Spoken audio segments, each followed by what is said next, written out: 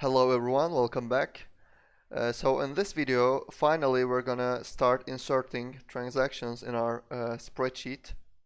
So in the last video we created this function here in order to get the fields, the date, amount, description and category from the card name that we get from the request body actually. And before that, if you remember, we created this code block here in order to read the summary page and get this title. So firstly, I'm gonna extract this and make it a function because we're gonna need to perform some other reads other than reading the title. For example, we have to read how many existing entries there are currently in order to determine in which row to insert our transaction. For example, in this case here, I'm gonna have to insert my transaction in the 11th row. Anyways, let me create my new function read cells and paste it here, and let me modify the comment because this is now a generic function that can read any cell because we're gonna make this range a function argument. So range. Actually, let me polish this a little bit. Alright, and of course this sheet ID and client has to be also passed in to this function. Alright, our function is ready. So let's just copy this and create a similar function, this time to update cells in a spreadsheet. We just have to make some little changes. For example, we have to give the values to write. This can be called transaction. And we pass it here, resource, values, transaction. The reason that this is in an array is because we have to make this a 2D array. And also we have to pass something called value input option, and this will be user entered. This makes your API calls be treated as normal user inputs created from the actual spreadsheet. And also, of course, we have to change the function update. Alright, now we can go ahead and call our read cells function to do the same thing, to read our spreadsheet title.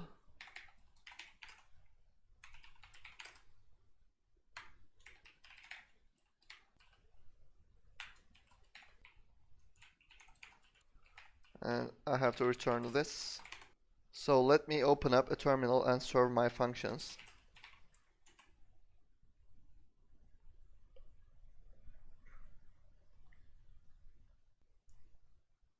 And let's open up another one to make our requests.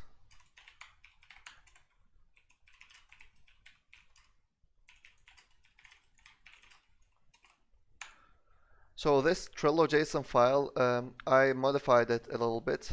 I made it look like a real transaction for our application. So let's go.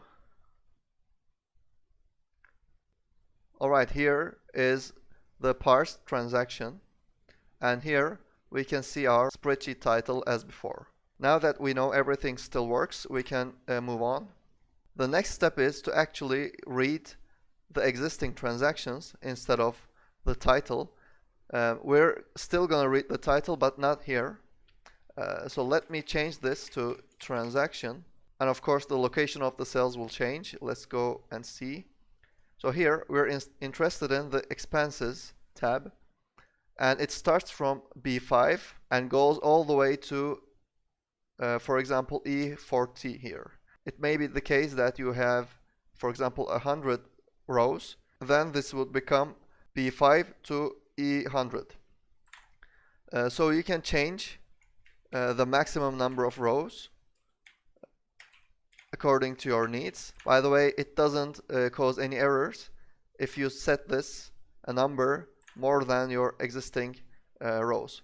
So I have currently 40 rows, but you can still set it 100. And now inside this then block, I have to use the result generated by this read cells function. So from this result, I'm gonna get the target row index. So I'm aiming to find out this 11 index. In order to do that, let me create a new variable, row index is equal to 5 plus, because it starts from 5. Then if there are any results, data values, because there might be no results if this is empty like this, so it would be our first transaction. That's why I'm checking if there are actually any results or not. If there are existing transactions, then we go results, data values, length, else this is just 0. So 0 plus 5 is 5, and that corresponds to the 5th row index. And then we can build the range. Range is equal to transaction, and it starts with B, then row index plus E plus row index. So for example, let's say our row index is 11, then this would become B11 to E11. And finally we can call our update cells function, update promise, because it's going to return a promise, update cells, sheet ID, client, range, and transaction. So we already have our transaction here. Let me delete the unnecessary console log. And we obtained the spreadsheet ID and client in the previous then block. But the problem is, here these values are inaccessible. So I have to move them next to transaction in order to be able to access them here. Copy those. And of course, since the values are not determined yet, I'm going to only declare them for now, and they should be let. They are not constant anymore, and remove those keywords here. Now it's legal to make a function call involving these variables. And along with this update cells call, I'm going to create another promise like this one, but instead I'm going to now access the summary page. So this will be title promise. Same as before, I'm going to read the spreadsheet title. So here, summary B8 to E9. So return promise all update promise and title promise, and delete this. Now I have to create just one more then block, results, and in this block I'm going to make sure that these two requests worked properly, and I'm going to log the results. So first let me access the title, results 1, because that's the second promise, data values, row and column, same thing as before. And also const, let's get the cells result, first promise, data updated cells, change this to number of cells, and add a console log. This console log shows how many cells that we updated, and the title of the spreadsheet, and also the transaction fields.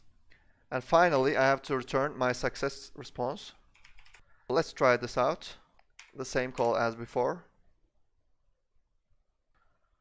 Alright, I got this error here. So it says unable to parse range transaction. Was it transactions? Alright, it was transactions. And here also. By the way, there's another error here because I have to read the summary and update the transactions. The order is wrong here.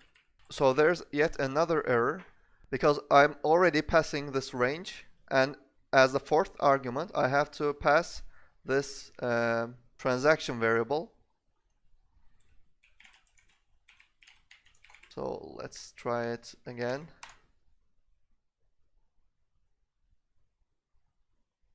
Now it says reference error, results is not defined. So alright, I just called it result and used it as results. Let me check the other references. So here I'm using it as result. So anyway, let me change this as results and try one more time. Alright, more problems. So unable to parse range transaction. So it seems this is still wrong. It should be transactions. Here it should be plural. I'm hoping this will work this time.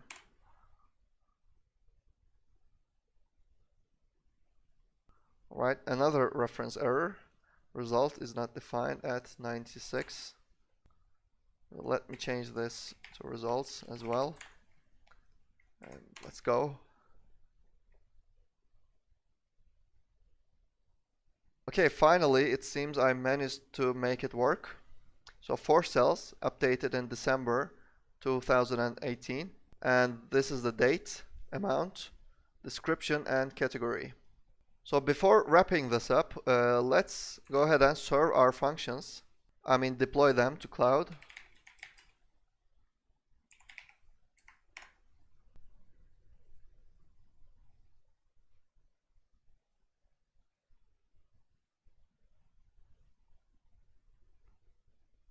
Alright, the functions are deployed. So let's see if this is gonna work in the cloud as well. Change this to remote.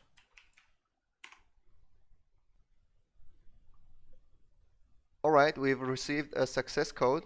Let's also check the logs. Alright, we see our logs. 4 cells updated in December. Here we see an additional log. Let me find console log.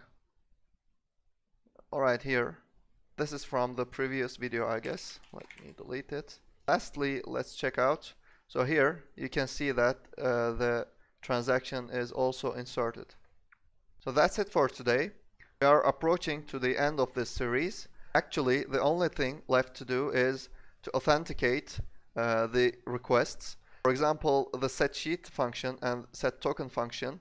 These are open to everyone, so everyone can trigger these functions, and we're not doing any authorization or authentication.